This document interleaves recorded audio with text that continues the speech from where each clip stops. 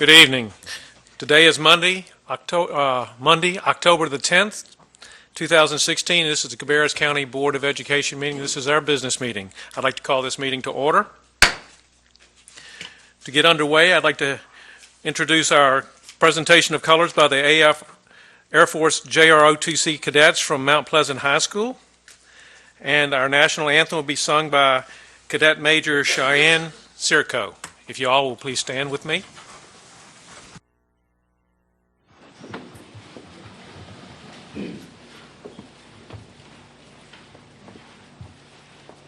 Forward, hold, left, pace, freeze them, arms.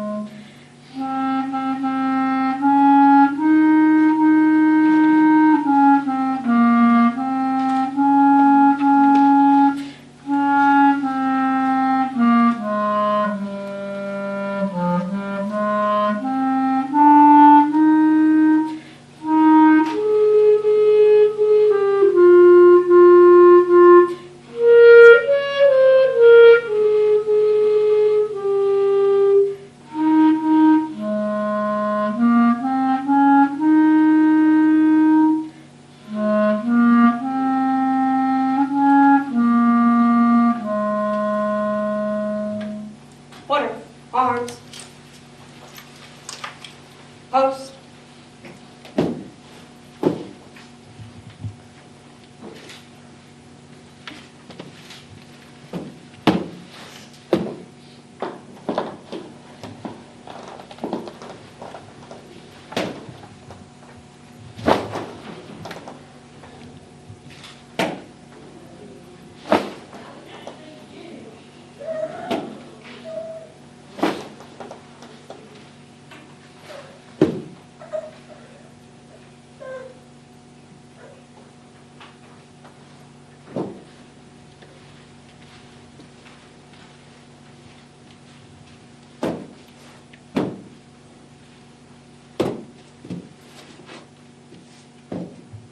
right, pace, forward, march.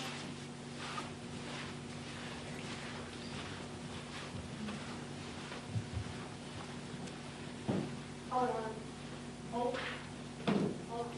May be seated.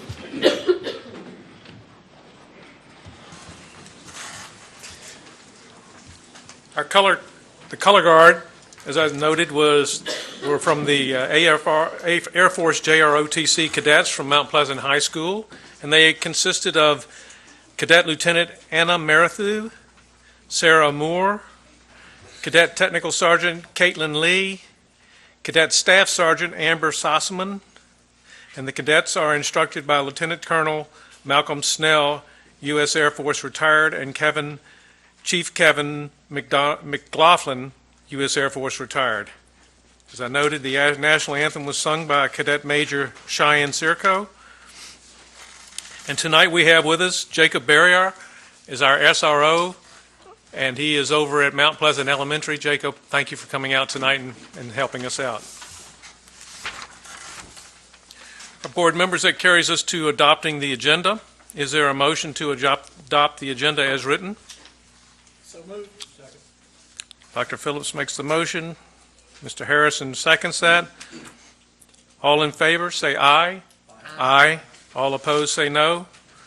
All right, that motion carries 7-0. The agenda is adopted. That carries us to our recognitions. And first off is our Hilbish Ford Teacher of the Month, Dr. Louder, and Ms. Glenda Jones will be doing the presentation. Mr. Vaughn is not here tonight, and Dr. Louder will be standing in his presence. turn this over to you, Ms. Jones. Thank you. Good evening, Mr. Chairman and board members. It's always an honor to present our Hilbish Ford Teacher of the Month and to thank Mr. Vaughn for Hilbish Ford's continued support of our teachers and our school system. Our Hilbish Ford Teacher of the Month for October is Miss Julia Signorelli. Miss Signorelli, would you, your family, and any members of your school's administrative team who are here with you tonight, please come forward.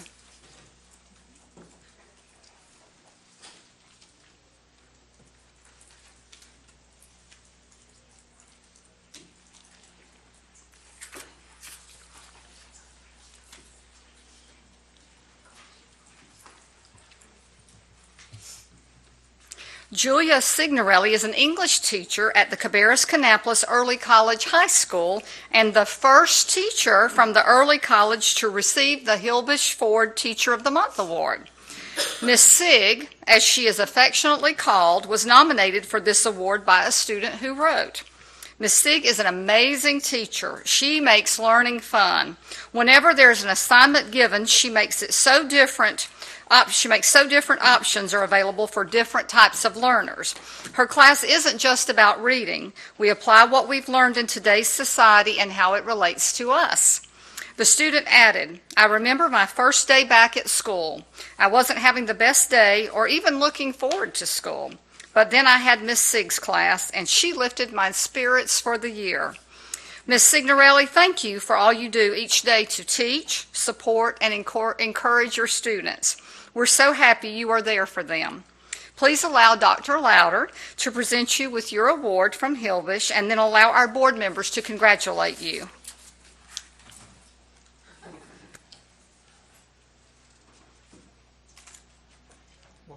Of course. Carla, you can get in there too. I noticed that. You have a pretty smile. There you go. Okay. Got it. Okay.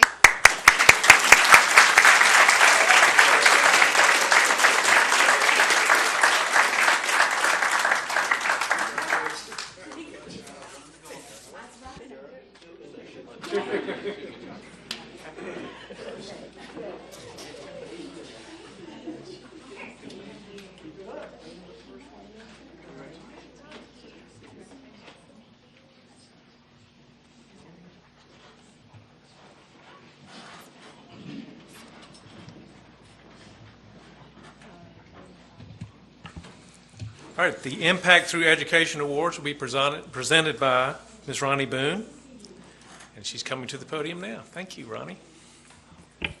Good evening. Tonight we will honor Impact Through Education Award recipients at Patriot STEM Elementary School and at CC Griffin Middle School. The Impact Through Education Awards are presented by our friends at the Cabarrus Regional Chamber and BB&T. We thank them for their generosity and their continued support of our school system.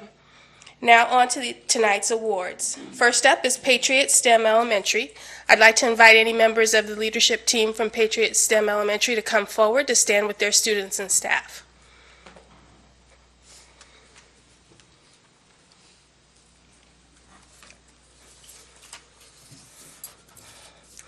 Our first Patriot STEM Elementary honoree is Kelly Eason. Would Kelly and her family please come forward?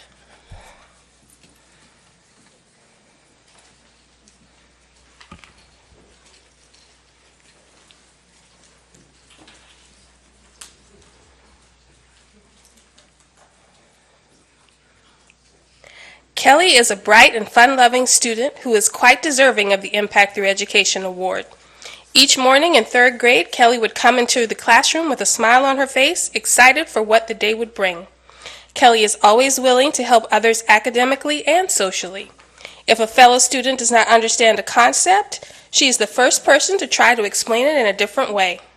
She's not only a brilliant student, but she's extremely trustworthy and dependable. Kelly is always prepared for class and always seeks extra work. Kelly deserves this award not only because of her outstanding academic achievements, but also because of how awesome she is socially. She treats every person in her class the same. Because everyone is equal in Kelly's eyes, each student who needs a friend has one in Kelly. For example, when one of her classmates could not participate in recess due to an injury, Kelly volunteered each day to stay inside and keep her friend company. Most students would not give up their outside playtime to stay inside, but Kelly did. All of these reasons and more make Kelly an excellent ambassador for Patriot STEM Elementary School and a worthy recipient of the Impact Through Education Award. Congratulations, Kelly.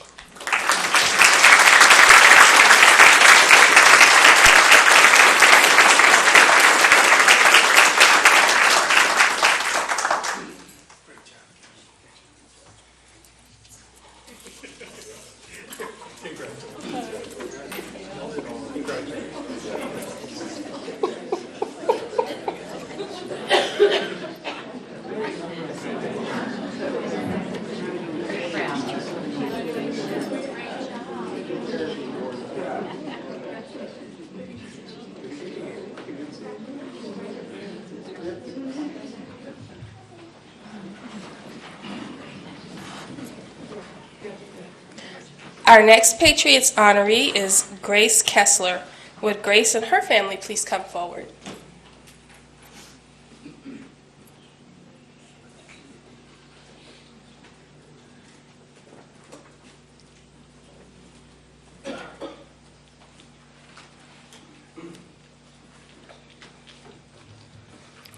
Grace Kessler is deserving of the Impact Through Education Award for many reasons. Not only does she go out of her way to encourage and assist her classmates, she regularly seeks out children throughout the school that need a friend or a helping hand. She's an advocate for peace and seeks to resolve conflicts among her peers. Grace is always eager to participate and support school awareness activities and goes above and beyond to demonstrate soaring behavior goals set by Patriots. Last year, Grace accepted every challenge and supported every fundraiser staff members presented to students at the school. She was exceptional in her response to the Classroom Kindness Challenge, which was no surprise, as she seeks to help staff and students daily. Recently, Grace requested a meeting with Principal Bookhart to discuss an idea to bring a therapy dog to Patriots, a task she would undertake herself. Her proposal included a PowerPoint presentation and cupcakes. She's quite the young saleswoman. Patriot STEM Elementary is a better place thanks to Grace Kessler. Congratulations, Grace. You are an Impact Through Education Award winner for Patriot STEM Elementary.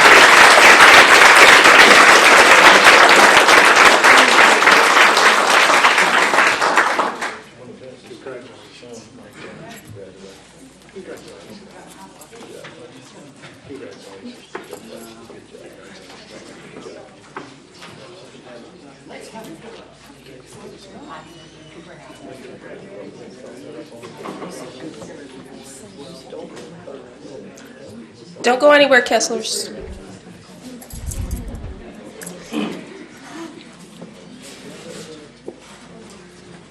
We've got a twofer tonight. Our next honoree from Patriot STEM Elementary is Michelle Kessler, who is the certified staff honoree for this evening.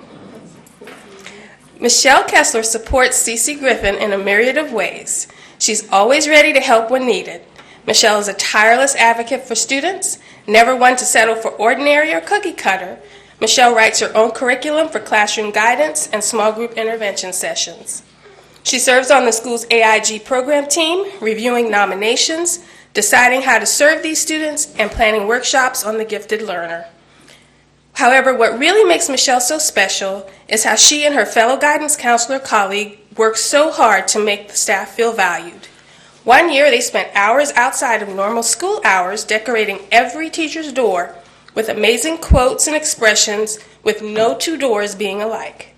It was so wonderful to come to school at 7:15 to such kind words and wondering where the secret elves had time to do so much lovely work. They brought in treats and left gifts in teachers' mailboxes. In addition to that, they spent time honoring staff members and their alma maters last year. Michelle works hard to make everyone feel important and valued, to feel like important and valued members of the school family. Finally, she does a lot of work behind the scenes at Patriots to make the elementary school shine. Last year, on the day before the school's North Carolina STEM recognition visit, she quietly worked decorating the conference room to make it more welcoming. She even vacuumed. She was not asked to do these things, but she stayed late to do them out of her love for Patriots. These are just some of the reasons why Michelle Kessler is deserving of the Impact Through Education Award. Congratulations, Mrs. Kessler.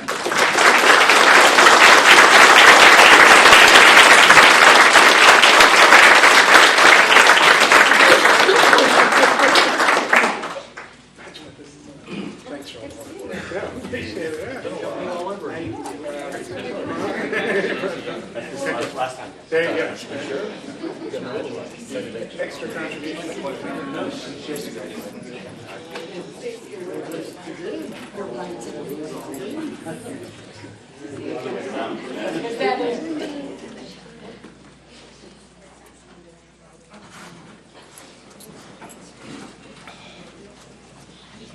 And our final Patriots honoree this evening is Joe Lemasters.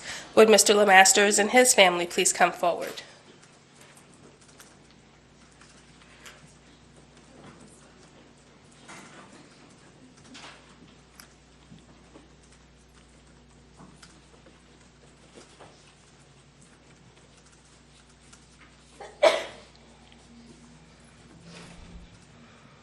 It was the late Steve Jobs who said, "The only way to be great at something is to love what you do." Joe Lemasters embodies this statement. It is evident in the joyful manner in which he approaches his work every single day. One staff member said about Joe, "His positive energy permeates throughout the school building. From greeting parents with a pleasant smile and a 'how can I help you,' to assisting the nurse distribute medicine, to providing students with an encouraging word, it is evident Joe loves his job and loves people." When we asked staff to describe Mr. Lemasters, one common theme came to the forefront: a team player, which is a fitting description given that he coaches multiple sports teams at Mount Pleasant Middle School, and serves as a willing go-to guy for everything. Never one to say no, Joe serves in whatever capacity is asked of him. The Patriots STEM Elementary School community is honored to recognize Joe Lemasters as an Impact Through Education Award winner. Congratulations.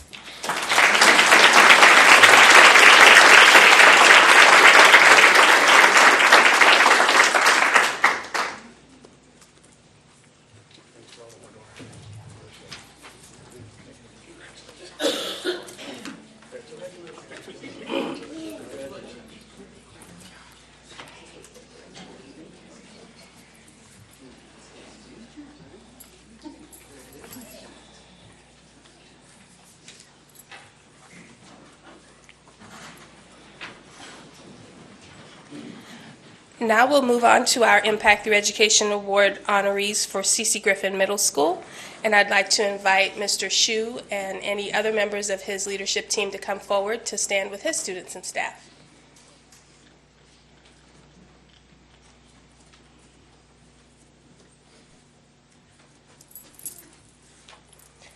Our first honoree from C.C. Griffin Middle School is Dean Brendel. Would Dean and his family please come forward?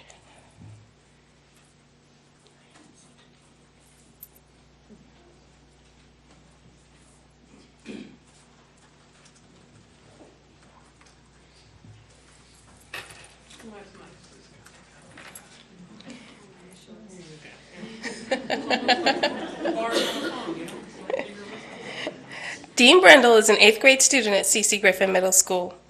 Dean was born and raised in Cabarrus County and has a twin sister who also attends C.C. Griffin Middle School.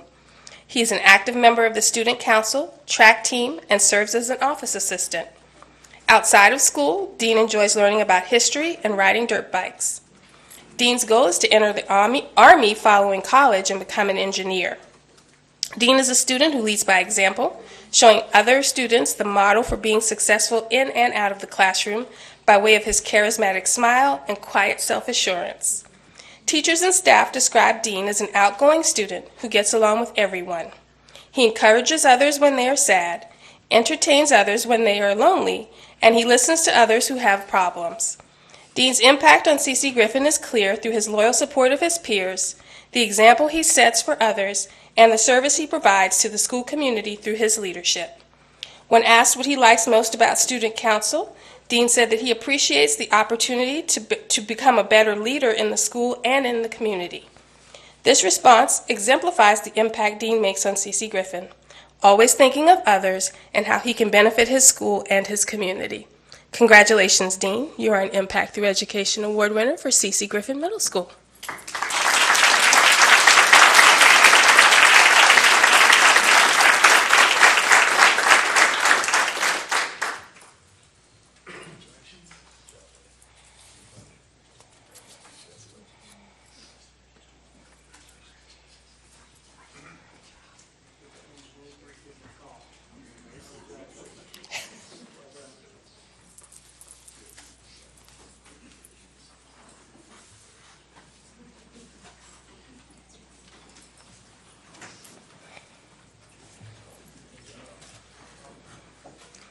Our next C.C. Griffin honoree is Ariana Rodriguez.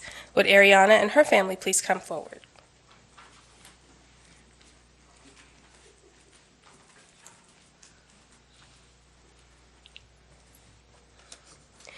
Ariana Rodriguez is also an 8th grade student at C.C. Griffin Middle School.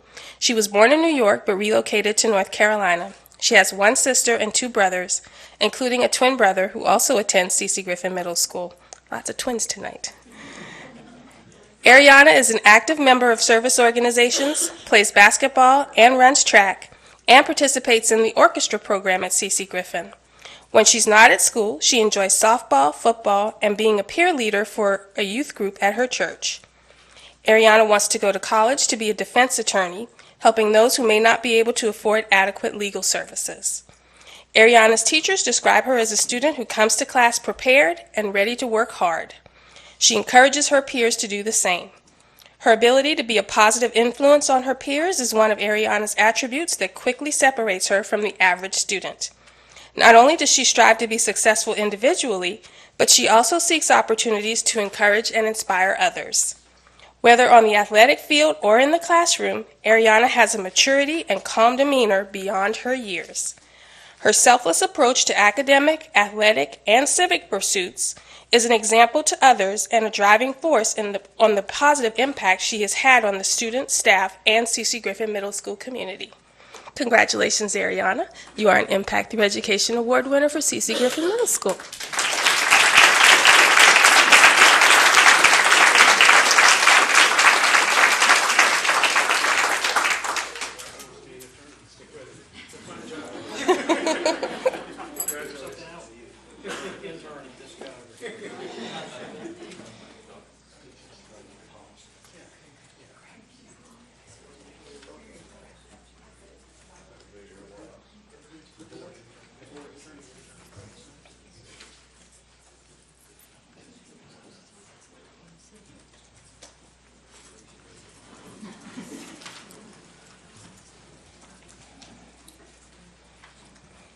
Our next C.C. Griffin honoree is Lauren King. Would Ms. King and her family please come forward?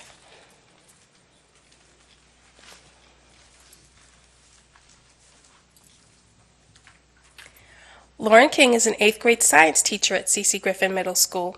She was born and raised in Columbus, Ohio, and came to North Carolina to attend Elon University.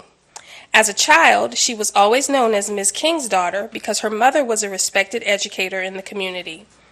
Once in college, she originally intended to major in chemistry, but after tutoring her peers, she realized her love for teaching. After graduating college, she taught in Burlington Alamance schools for 1 year before coming to Cabarrus County.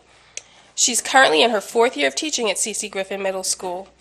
Ms. King is being recognized as an Impact Award recipient for her dedication to providing students with an educational experience that enriches their knowledge of the science curriculum, as well as builds quality young men and women for future pursuits.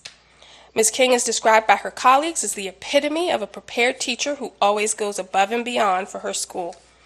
She's always willing to help, whether it be coordinating the athletic concession stand, tutoring students before or after school, or supporting colleagues through her work as PLC facilitator and 8th grade level chair.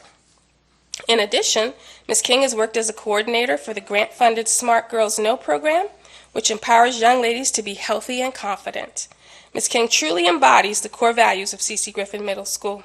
Congratulations, Ms. King. This award is well deserved.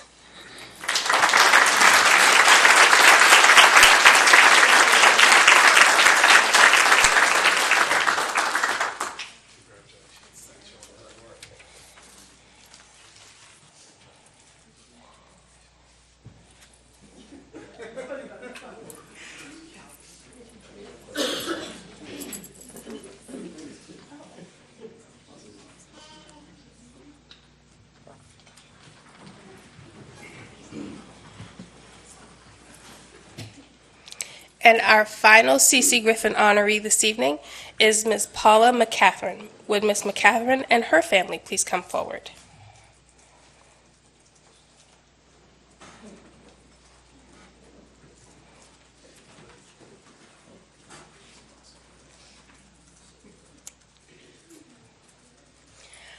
Paula McCatherine is the enrollment liaison at C.C. Griffin Middle School. She was born and raised in Cabarrus County. From an early age, she dreamed of being an educator. However, after high school, she went into the corporate workforce.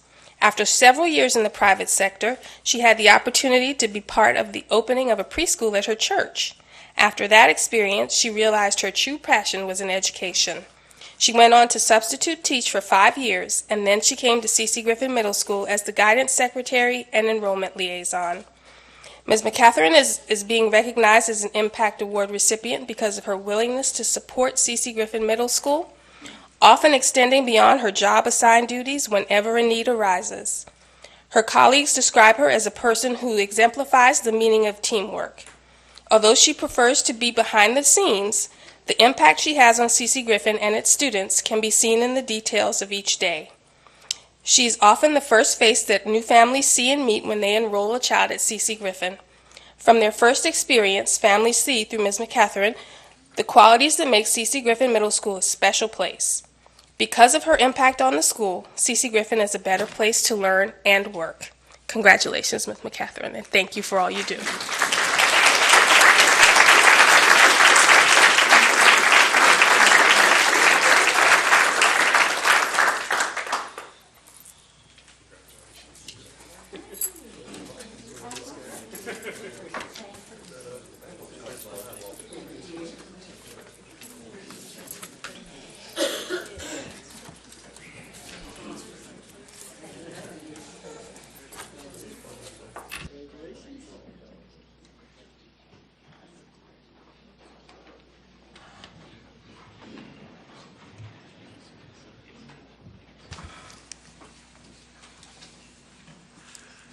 All right. That brings us to the Principal of the Year and Assistant Principal of the Year. Ms. Glenda Jones will be making the presentations with Dr. Louder.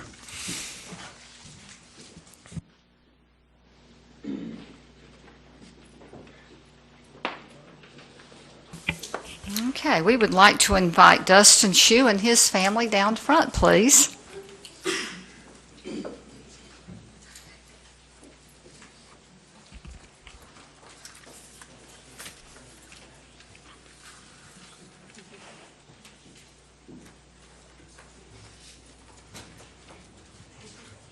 All right. Congratulations to Dustin Shue, principal of C.C. Griffin Middle School, who has been selected as the 2017 Cabarrus County Schools Principal of the Year in a program sponsored by the North Carolina Department of Public Instruction and Wells Fargo. Mr. Shue is a Cabarrus County native and has been principal of C.C. Griffin since 2015.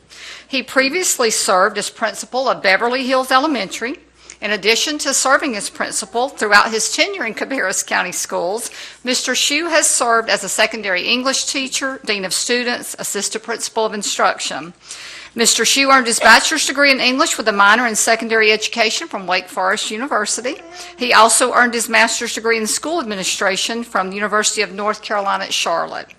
Mr. Shue will now compete with other principals across the state of North Carolina for the Principal of the Year.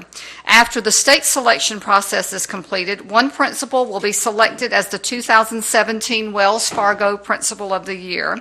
Regional award recipients will be selected by February 2017, and the state level winner will be announced in the spring at a special luncheon in Raleigh. And probably one of the best surprises that I think we've ever been able to pull off in my years of doing HR, for those of you that do not know, his wife was out of state, and I believe he had the children. Is that correct? And so the next morning when we planned the surprise, she came in the night before, and he didn't know that. She flew back the night before and stayed with friends, and then surprised him at the school the next morning. I know that was probably a little bit more costly than what you're going to get out of this, but congratulations, and Dr. Lauder will present you with your plaque.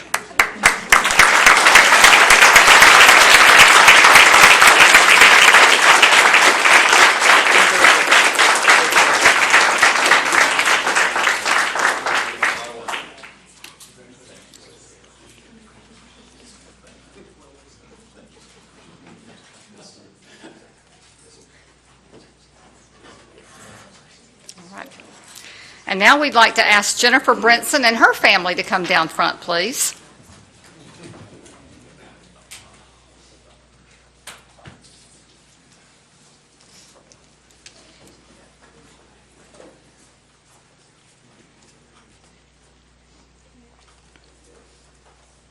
Congratulations to Jennifer Brinson, who has been selected as the 2016-17 Assistant Principal of the Year for Cabarrus County Schools, and probably holds the shortest tenure in that role, since we named her the same day that she would be named principal that night. Ms. Brinson joined Cabarrus County Schools in 1995 as an elementary teacher at Mount Pleasant Elementary. During her tenure with Cabarrus County Schools, she has served as teacher, lead teacher, instructional specialist, assistant principal of instruction, and most recently has been named the principal of Wolf Meadow Elementary School. Ms. Brinson graduated with a dual bachelor's degree from the University of North Carolina at Charlotte in early childhood development and elementary education. She also earned her master's degree in educational leadership from Western Governors University. And since this is a local honor, she doesn't get to go on and compete on any other level, but I'm sure that's part of the homework that Dustin got that she didn't get. So congratulations.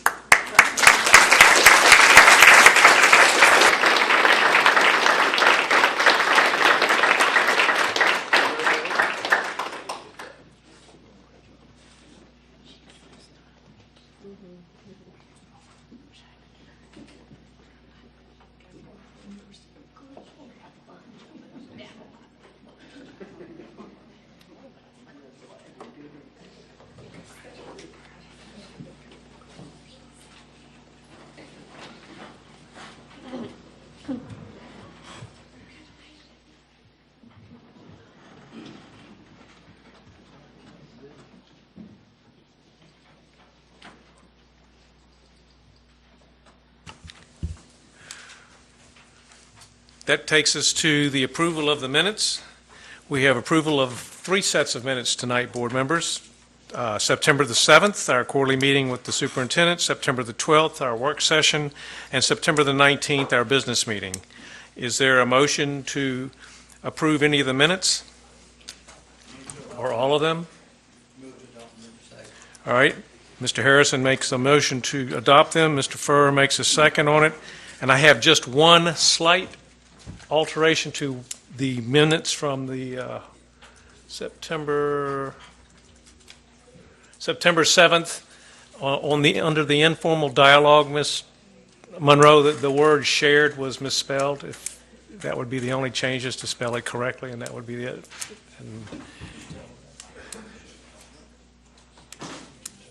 So, board members, if you agree with that, we'll entertain the motion as is with this one slight amendment.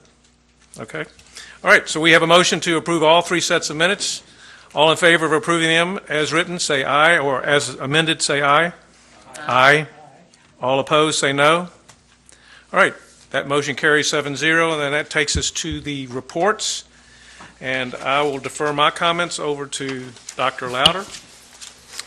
Thank you, Mr. Chairman. The first thing I want to do is welcome Angel Oliphant, our new elementary director, who's sitting right there beside of Dr. Roth, here to us. We're glad to have you aboard, and we want to welcome you to Cabarrus County Schools.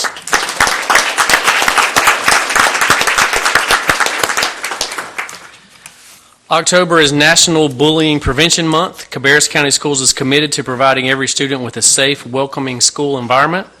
Although many schools are participating in bullying prevention activities and programs this month, we work hard all year to prevent bullying in our schools and to respond to all reports of bullying that do occur. This includes a process for reporting bullying and harassment both online and at school. Online report forms are located on the district webpage and every individual school page. We are proud of the work of our schools and families are doing as we continue to try to stomp out bullying in Cabarrus County schools. Our annual college fair is this week, Wednesday, October 12th, from 6 to 8 at the Cabarrus Arena and Event Center. The fair is an excellent opportunity for students and parents to get information about a variety of colleges and universities and to talk with representatives from those institutions. More than 70 schools are scheduled to attend. Looking ahead to next week, we will host our annual school fair, which is formerly known as the Magnet Fair, on Tuesday, October 18th at J.M. Robinson High School from 5:30 to 7:30. Representatives from all of our magnet school programs and academies will be present. Rising high school students also can learn about our National Academy Foundation and their certified programs. Remember, the school choice season opens earlier this year with applications available on November 14th. You can get information about the school fair and the college fair from our website at www.cabarrus.k12.nc.us. Thank you. All right, that carries us. We'll now come to the guest speakers. And for guest speakers to address the board in accordance with Board Policy 2310, as revised by the board on May 11th in 2015, a part of each business meeting will be set aside for citizens to address the board. Sign-up cards will be available for any individual or group to indicate their desire to address the board. Speakers must hand a completed card to the board clerk no later than 6 p.m., the normal start time of the regularly scheduled monthly business meeting. The board chair will decide the time devoted to public comments. Speakers must complete a contact information card including their name, group name if applicable, address, phone number, and a list of the general education-related topic of their presentation for the board minutes. Tonight I have one card for Mr. Bill Duncan, and he would like to come to address us regarding the Pierce Group benefits. Thank you, Mr. Duncan. I have a personal thing. One of my Lori, that's my wife. Lori told me if I didn't, it does not even come home unless I told you hello. Don't worry, I said hello. Thank y'all very much. Y'all were very, very kind to back in February to let me address y'all just for a minute or two. And I just wanted to slip back in and say hello. I was able to see Glenda at PANC last week, and looking forward to seeing y'all at the School Board Association conference next month, maybe in Greensboro. We're fortunate enough to be privileged enough to be a diamond sponsor there with y'all as well. And there's a number of you individually that I have not had a chance to meet. So, Carolyn, it's good to see you. Carolyn and I've known each other, but maybe during the time, if y'all get a minute or two to slip by, we'll have a booth there. It would be great to get a chance just to meet each one of you individually, and I appreciate y'all letting me do that. Grace and her family took off, and I was going to say something about that because next month will be 37 years for me in employee benefits, and I've done a lot of PowerPoint presentations. I need to bring cupcakes. I need to add the cupcakes to the deal on that. But thank y'all very much. I appreciate it. Thank you, Mr. Duncan. Appreciate your coming up. And we'll look forward to seeing you next month. Thank you, sir. Yes, sir. That takes us to the approval of the consent agenda. The consent agenda consists of a number of different policies and policy revisions on first read and second read, and the budget amendments. Is there a motion to approve the consent agenda as written? I would make a motion to approve the consent agenda. And Ms. Carpenter makes the motion, and Mr. Harrison seconds that motion. Any other discussion on this? If not, let's vote. And all in favor say aye. Aye. Opposed say no.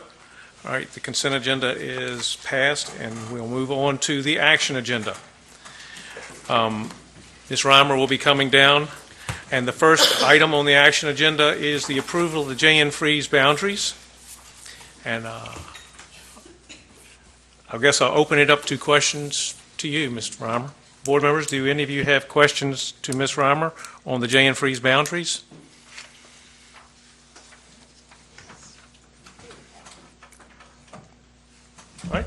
All right.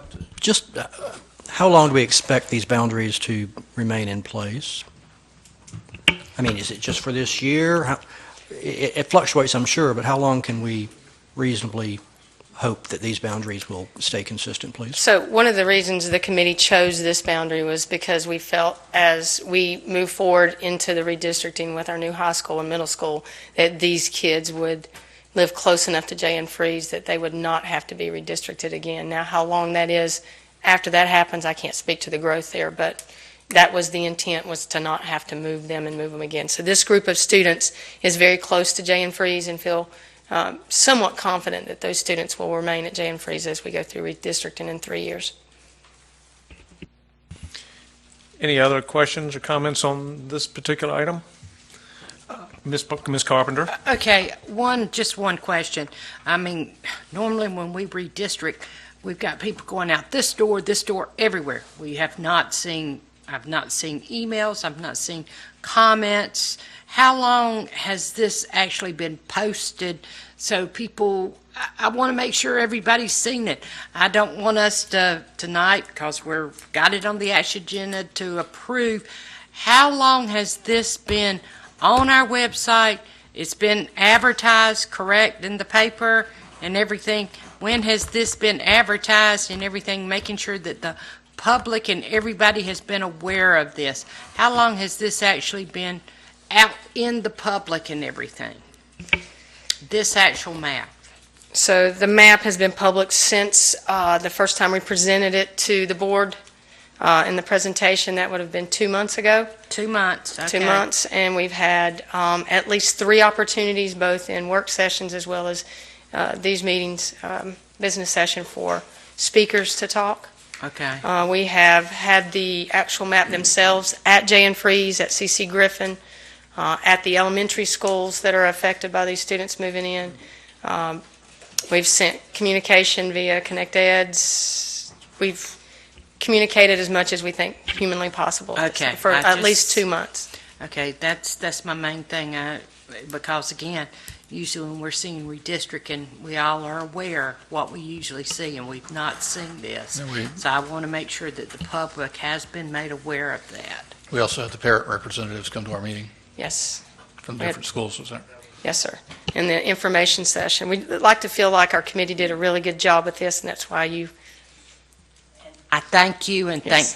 thank staff very much for all that we have done with this. Thank you. Board members, is there a motion to approve the boundaries as noted here in the dialogue here? I'll make the motion. All right. Second. Mr. Walter makes the motion, and Mr. Harrison seconds it. Any more discussion on this particular item? All right, let's vote. All in favor say aye. Aye. All opposed say no. All right, that motion carries 7-0. Now that carries us to item 9.2. Actually, I'm going to just read 9.2, 9.3, 9.4, 9.5, 9.6, 9.7, 9.8, 9.9, 9.10, and 9.11 all deal with the Iran Divestment Act under GS 147. Is that correct? Yes, Board sir. members, if we could get through this pretty quickly. If no one has any major builds to this, we could get all of these passed and have one motion to kind of pull them all together. But Mr. Walter, I see that you've keyed up. Would you like to say something about the first Yeah, I one? would make a motion that we just include the required elements and not the recommended elements and pass it and move it on. So I'll speak to, they are strongly recommended from our state. I think our attorney may want to speak to that as it is his advisement, but We do, and I know this came up at policy committee, I think rather than a simple reference at the bottom and make someone go pull the statute, the goal here is to make sure we're not entering into contracts with any entities that are on the prevented list. I think it makes sense for the policy to specify that you're not going to enter contracts with people on the list, so someone looking at the policy will know what the requirement is rather than have to look at the reference. So that's why it's our recommendation as your council, as well as School Board Association recommendation, that you include the language that you see in the policies. Are we in discussion already? Well, Why are we discussing? I'll second Mr. it to wait a get minute. discussion. well, I don't know if Mr. Follow Motor, have some you made a order. motion to? Okay, well, I haven't had a second. I need a second to Mr. Walters' I'll motion. second it. Mr. Powell, second. Okay, Mr. Powell seconding that motion. Sorry, guys, just trying to follow policy. Yes.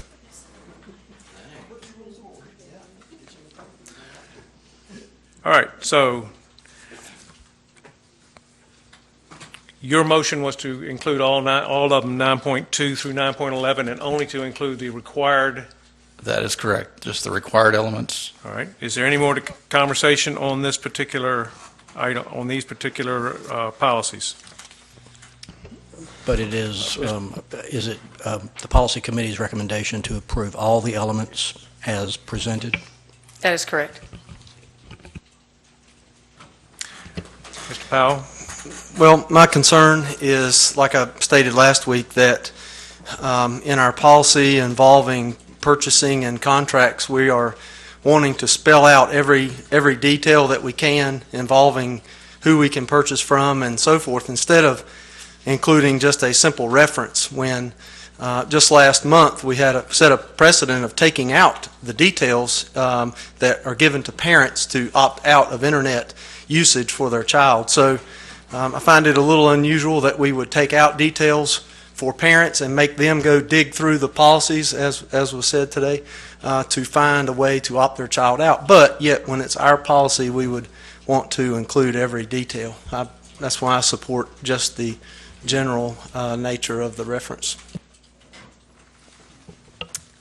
Thank you, Mr. Powell. Mr. Walter?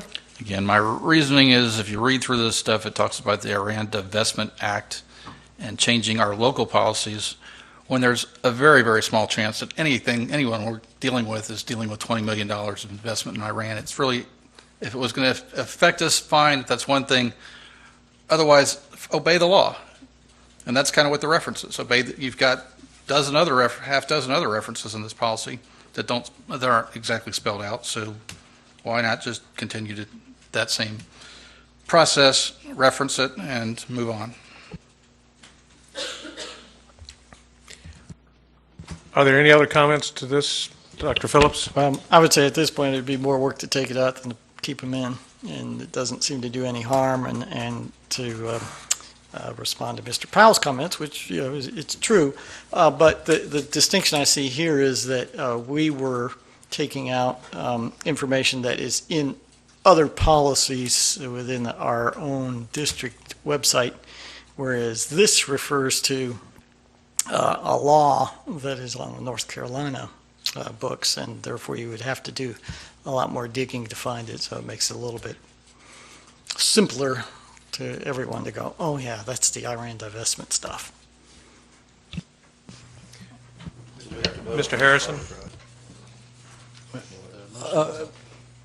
Dr. Rhymer, at one time we had a backlog of 75 policies or something like that. Where do we stand today in terms of the policies that are in the pipeline approximately? I don't want these particular policies to be lingering around when we need to move on, and we've made big gains in the backlog as it is, and I think we continually get additional updates from the state. But where do we stand right now in terms of policies that we need to get her done, move along, get these policies reviewed? We currently have 12 for policy committee this year that were left over from the spring. We have a couple that have been directed by the board to go back. And then we just received, the week before last, received 37 more for the fall to start.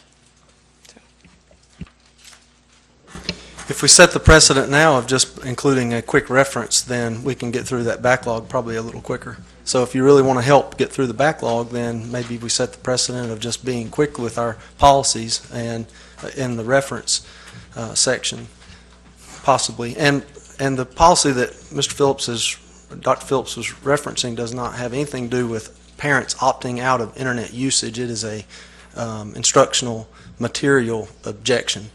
They're vastly different. All right, board members, any more discussion on this item? All right, all in favor of Mr. Walters' motion to include 9.2, 9.3, 9.4, 9.5, 9.6, 9.7, 9.8, 9.9, 9.10, and 9.11 only include the required elements in those policies? All of those in favor say aye. Did you say? Okay. Okay. All opposed say nay. No. All right, that motion fails. Is there a motion to approve all these policies as they're written, starting with 9.2 through 9.11 in the agenda items? Second. All right, Ms. Carpenter makes the motion to include all of the policies in 9.2 through 9.11. David Harrison seconds that motion. All right, is there any more discussion on this? All right, all in favor of approving the policies as written, starting with subject 9.2 through 9.11, say aye. Aye. Opposed, say nay. All right, that motion carries 5-2. That moves us to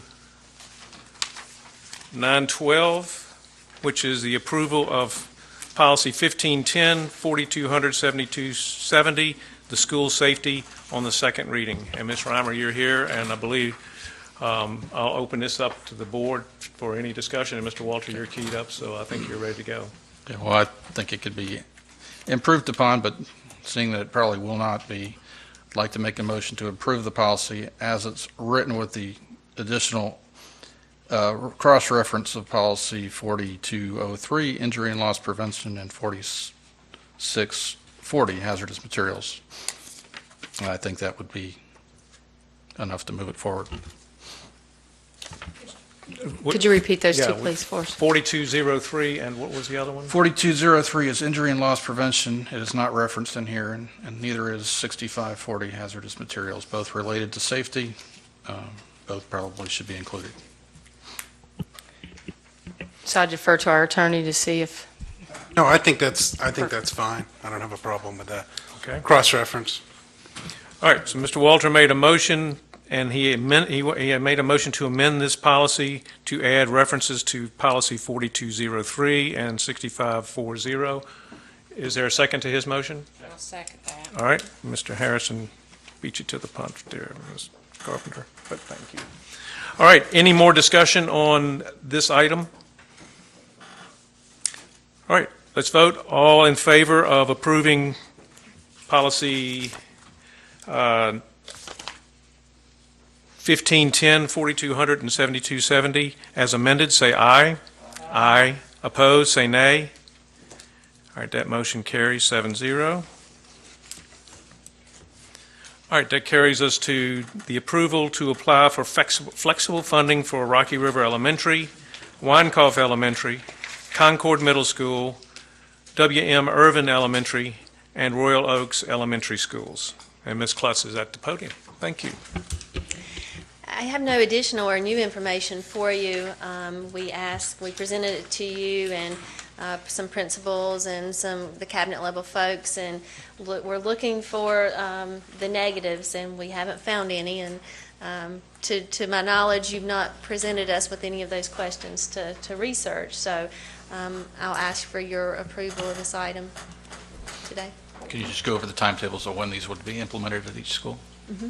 So we would do it for the fiscal year July the 1st, and that's just the 3 schools, correct?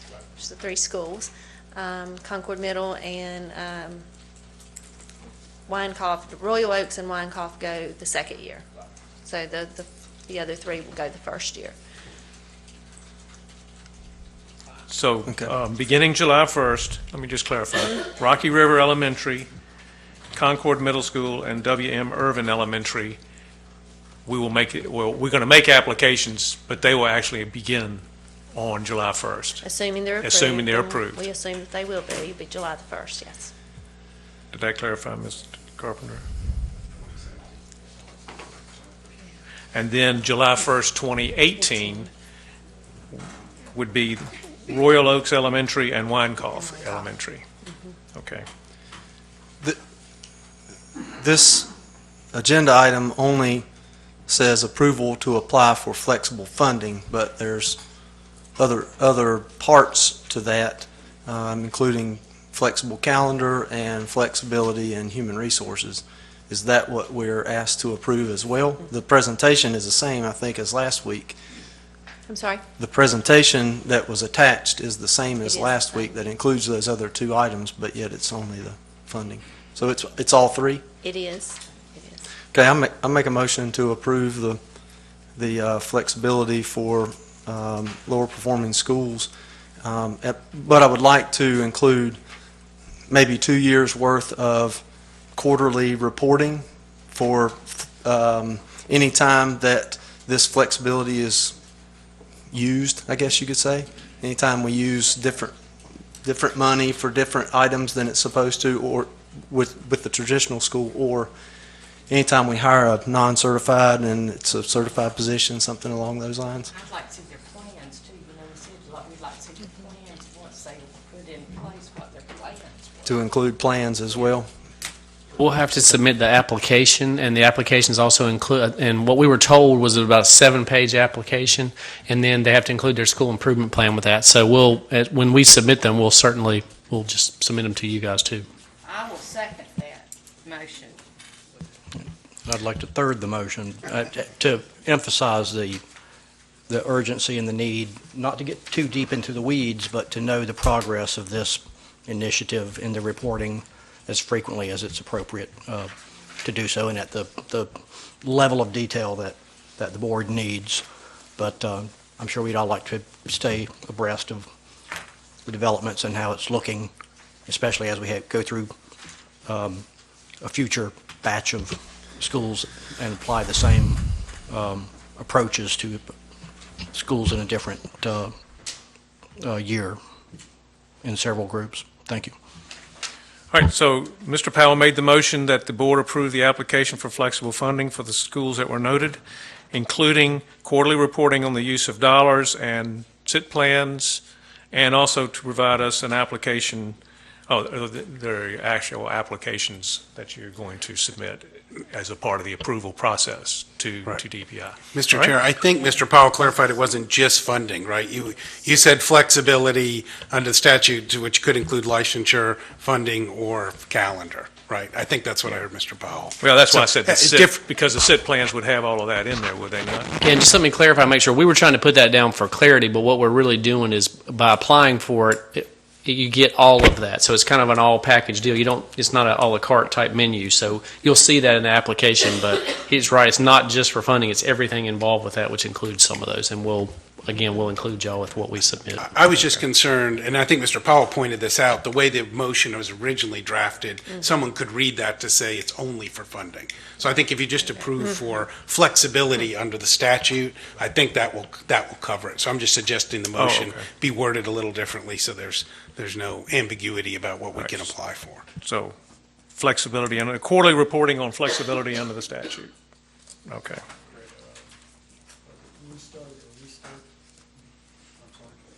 Is it referred to as a restart? Restart's what they call it. Under restart All right. program or whatever. And I would just add that Mr. Powell also mentioned in the reporting, in addition to the funding, he wanted to report on the when non-certified staff were hired into a traditionally certified position. So I want to make sure that was in the record. Okay. Did you get that, Ms. Monroe? Do you need any clarification? Okay. All right. Any more discussion on this item, board members? Seeing none, let's vote. All in favor of the motion as presented, say aye. Aye. Opposed, say nay. All right, that motion does carry 7-0, and we're on our way. That carries us to the school improvement plans. Mr. Feo, come on up. Board members. It's already wreaked havoc all across North, South Carolina. Matthew's been all over now. Hey, he's all wrung out now. He's all run out, so now. Yeah, you got to give me a break. I'm tired. Are I'm you busy. tired? Okay. All right, board members, last week we looked at the school improvement plans and we had those in our possession. Are there any comments specifically about these plans or any general comments to be made? Mr. Walter, I see you're keyed up. Yeah, I was just going to say that I read through a lot of them, and I've been on this board for 4 years, and there's a ton of acronyms that are used in these things that sometimes it's very difficult to figure out what it is. So going forward, it'd be nice to be at least define some of those for people that may not be familiar to be able to read them. But other than that, I appreciate the work that went into it. I think you make a good point. One of the things we'll do for next year, in fact, I already made a folder for it because we chatted briefly. Next year, we'll add a page at the end just for like a definitions of key terms and abbreviations. I think our schools, they use this document for themselves to do the work. They forget a lot of times that it's also for public consumption. So I think that'll help for the future. So it's a good suggestion. Mr. Fell, give or take, how many people are involved in all the SIP plans? I mean, just ballpark, how many teachers and parents and staff and I mean, when we talk about the SIP plans, we act like it's all your baby, so to speak. Yeah, that's why I paused because different schools do it different ways. But every school's, at the very least, the school improvement team is involved, and that membership is usually 10 or greater per school. So you're looking easily, 400 plus. And then some schools also break into smaller teams that take each component, and then when you add those teams together, it's actually greater than the whole school improvement team. So you're easily over 500, 600 people. We're talking here about the effort of 500 professionals and community members, all culminating into this point. Well, thank you all, for all your work, and it's a mammoth task and deserves to be recognized for all the work that's actually put behind it. Great. It's good for schools to hear that. They did work hard.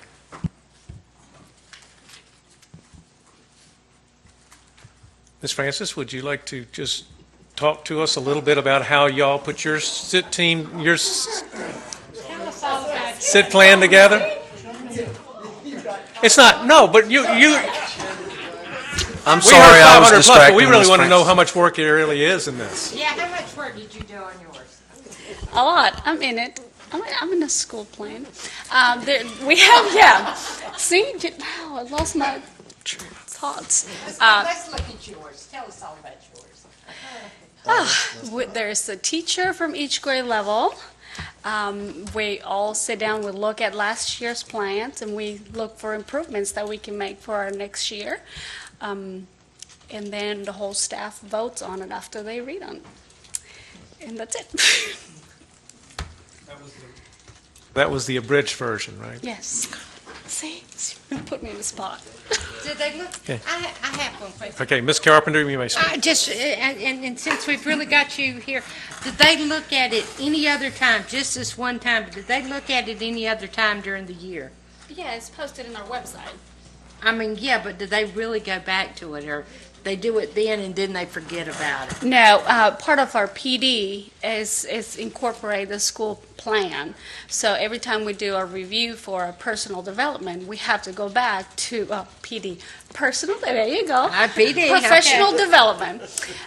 Every time we have to review with our principals, then we have to go back to our school improvement plan and see how we have contributed to it. So you do look at it Oh, during absolutely. the year. See, that's good to hear, that it's not just gathering dust. So that's good to hear that you do that. See, that's good to hear that it doesn't gather dust. Maybe it's gathering static.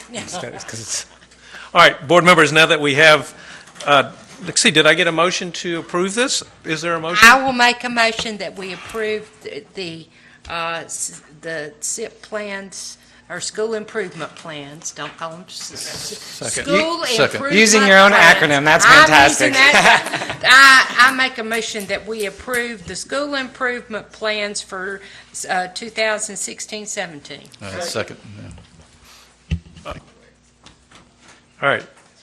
It was between Mr. Walter and Dr. Phillips, so Ms. Monroe, you can make a choice. Okay, Dr. Phillips yielded. Mr. Walter got the second. So any more discussion? Seeing none, all in favor say aye. Aye. Aye. Opposed, say nay. All right, that motion does carry 7-0.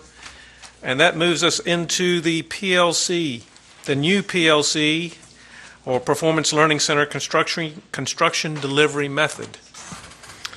And let me just say, Mr. Louder was asked to speak to a community group out actually near where the new high school property is about some impact out there. And so they wanted him to come out, he and Dr. Kirk both, to kind of speak tonight to go over that. So he was saying, how can I be at both? And I said, I think we've answered the questions on that, so go ahead and go to the community group. If that was a bad decision, then I'll have to take the heat for that, because I said, I haven't seen any questions for it. So if you have some, I hope they're legal questions or something that we can answer. If not, then we may have to email you those, because I said, go ahead and go to the meeting. So I apologize if we messed up there, but that was the only way to kind of get that information. Thank you, Dr. Louder. I know Ms. Rhymer is the all-knowing and is fully prepared. Board members, do you have questions or concerns about this particular delivery method? Well, we haven't. Yes. Still got both options open, or have we? Okay. So, What we're trying to do, to be quite honest, when we speak with the county, they understand the need, and they are exactly where the property is or where the school might be built. That there's not a final decision for that, so they understand the need for the PLC, but that could change, and that would determine some of this. So I think that more of what you guys are approving is that we're asking for it, and then know that it could be either one of those two methods. That's the way I understand it. and so we're leaving it open either for design built, or like we normally do, go out and find an architect and build it just like we would any other building. That's right. That's So my understanding. We have both options available to us. Design built, which is kind of like what you do with a highway when you build it and design it all at the same time, or the other traditional way, what we say regularly traditional way, getting an architect, getting him to design it, and us build it on our site. And we've got both of those options available to us. Is that kind of correct? And what, I mean, I think so. Well, and as I understand, what you'd be voting on tonight is authorizing them, if they decide to go that route, to go ahead and solicit bids for design builders, which you could then Design build. approve. Okay. If you decided you didn't like that approach, or they decide they don't want to do that, you could still do the traditional method. But Okay. before they bid it as a design build and get proposals, they need the board to approve that as an alternative approach. Okay. And then they would bring you a package design build, which the board could accept or reject. You're free to reject even the low bidder if you decide you don't like it or you have concerns. So you're not locked in, but you're authorizing staff to go ahead and use that method to get pricing and do the bid. well, on this vote, are we saying we want to, is the vote saying we just want to do the PLC? Is this what we're actually saying in this vote here? Or are we saying we want, what is the vote actually we're needing to do? Just saying we want the PLC approved for a new PLC construction delivery method? Or what are we actually wanting on this? I think by voting for this, you're saying, let's go ahead, you're authorizing staff to go ahead with design build for the PLC, bid it out that way, and present to you design build proposals, which you would Design then build? adopt. Design build. Design build. is Design what we're build. Not either way then?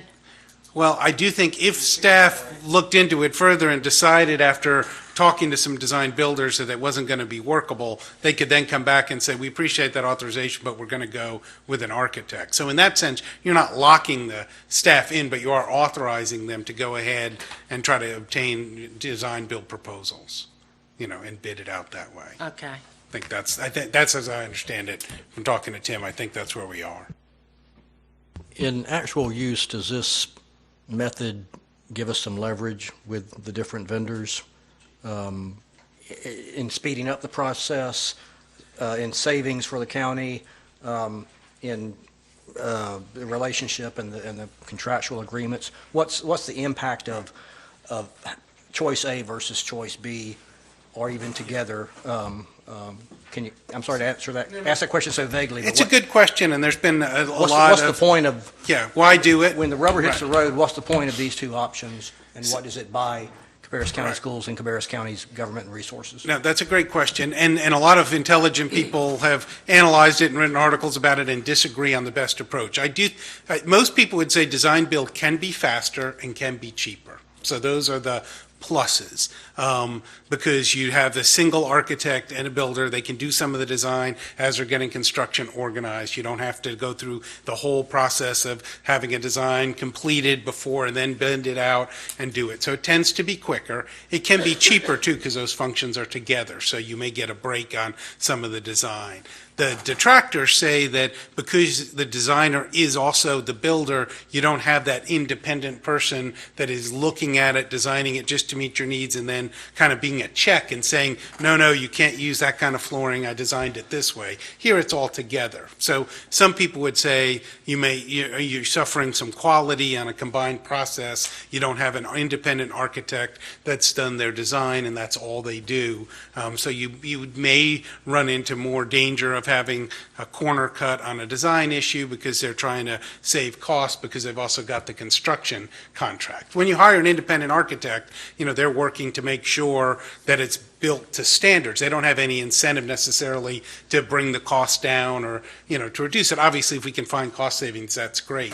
When in the design builder, you don't have that level of independence. The design team is the same as the construction firm, so there's potentially risk there.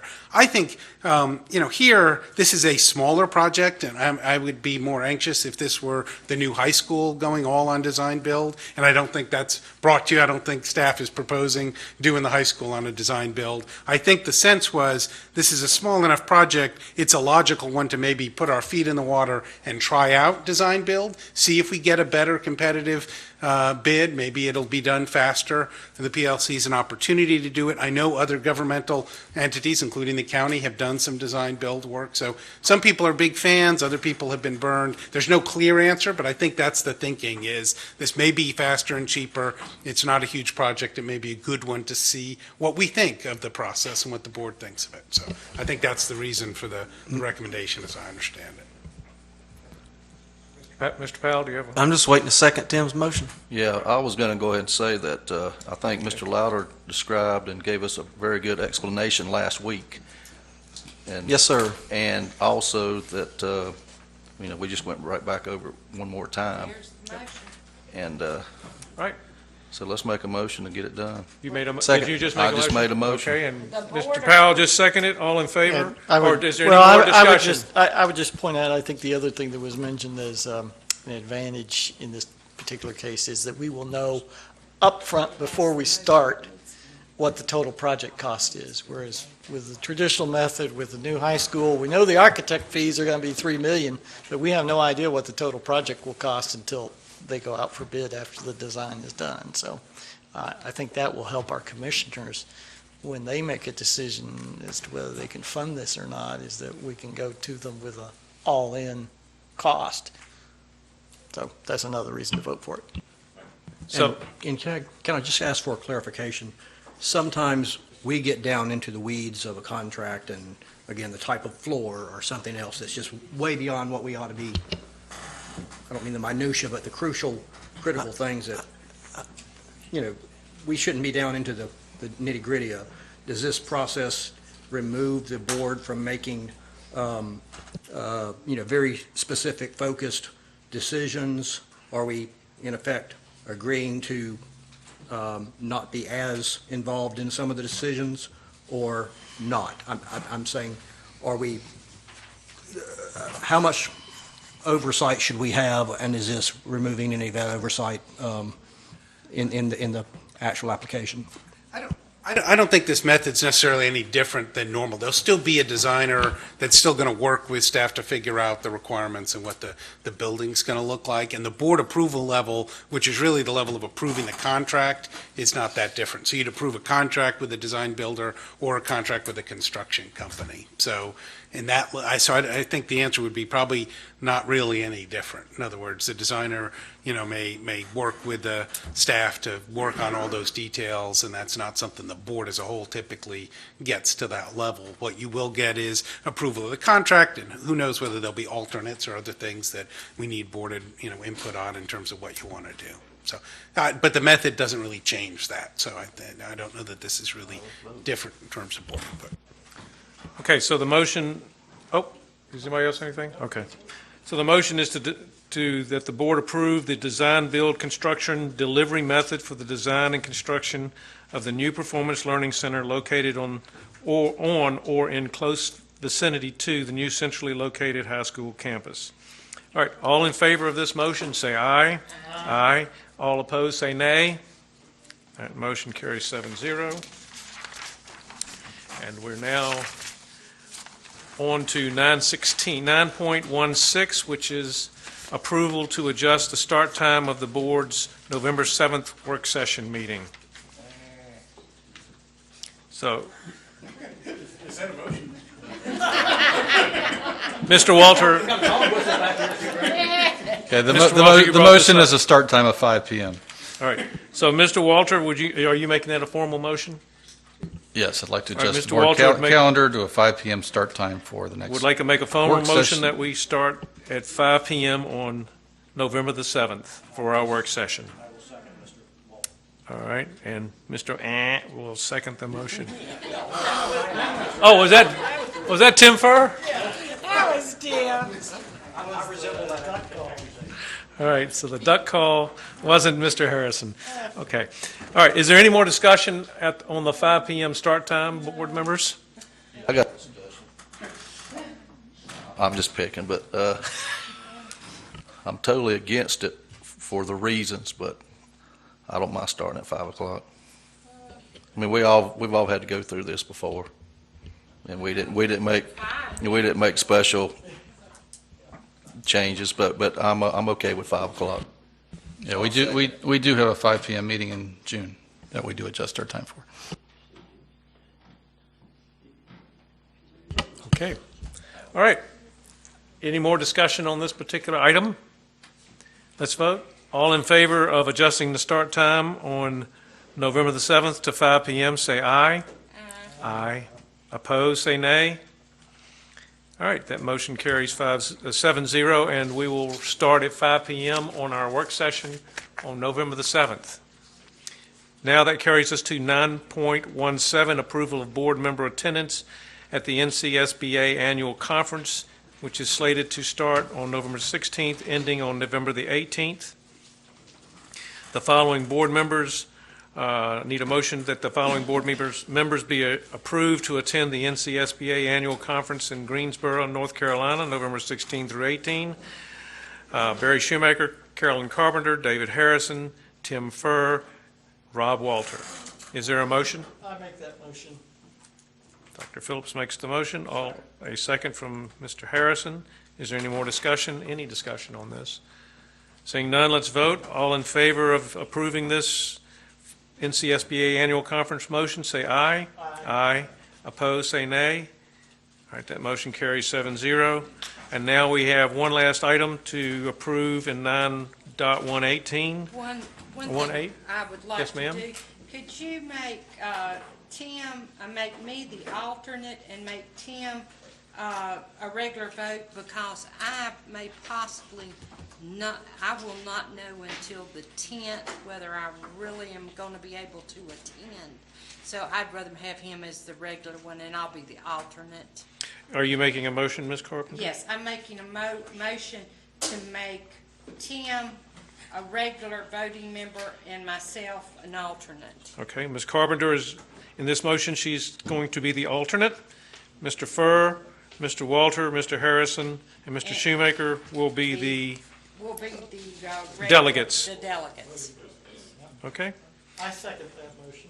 Okay, so Carolyn Carpenter makes the motion. It's seconded by Dr. Phillips. Is there any discussion, Mr. Furr? Is that on Wednesday? That does, the voting, I believe, does take place on the first day. Okay. All right. Any more discussion on this item? Seeing none, all in favor of approving the motion as amended by Ms. Carpenter, say aye.